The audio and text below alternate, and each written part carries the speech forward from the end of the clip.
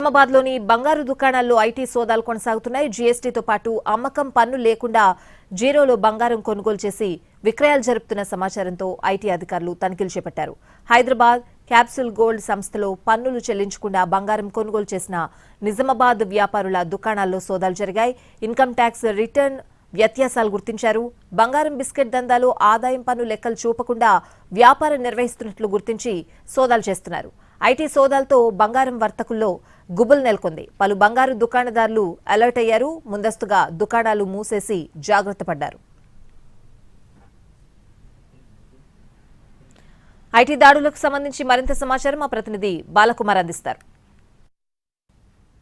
నిజామాబాద్ జిల్లా కేంద్రంలో ఐటీ సోదాల ఘటన తీవ్ర కలకలం సృష్టించింది. బంగారు దుకాణాలే టార్గెట్గా ఐటీ అధికారులు సోదాలు నిర్వహించారు. ప్రస్తుతం మనం ఐశ్వర్య ట్రేడర్స్ వద్ద ఉన్నాం. ఇక్కడ నిన్న అర్ధరాత్రి వరకు ఐటీ అధికారులు సోదాలు చేశారు. ఇదే షాప్ వేదికగా తనిఖీలు నిర్వహించారు.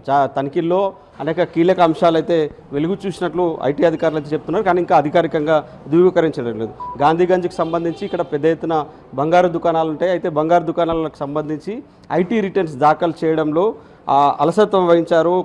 సక్రమంగా వ్యత్యాసాలు ఉన్నట్లు కూడా గుర్తించారు. ఈ వ్యత్యాసాల బేస్ చేసుకొని అధికారులు దాడులు నిర్వహిస్తున్నారు.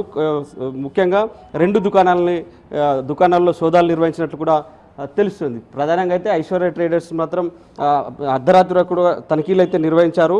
దీంతో మిగతా షాపులు అయితే ఐటీ అధికారుల సోదాల విషయం తెలిసి మిగతా దుకాణదారులు అయితే తాళాలు వేసి బంద్ పాటించారు.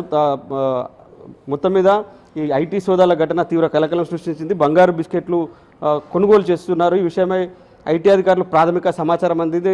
దాని ఆధారంగా తనిఖీలు నిర్వహించారు. కొంతకాలంగా కోట్లలో దందా నడుస్తున్నప్పటికీ ఆదాయ పన్ను రిటర్న్లో మాత్రం లెక్కలు చూపట్లేదనేది అధికారులు గుర్తించారు. ఈ లెక్కలు చూపకపోవడం, రిటర్న్లో అవకతవకలు ఉండడంతో అధికారులు తనిఖీలు నిర్వహించి కీలక పత్రాలను అయితే స్వాధీనం చేసుకున్నారు. ఇక ఐటీ సోదాలు హైదరాబాద్లో ఐటీ సోదాలు జరిగాయి.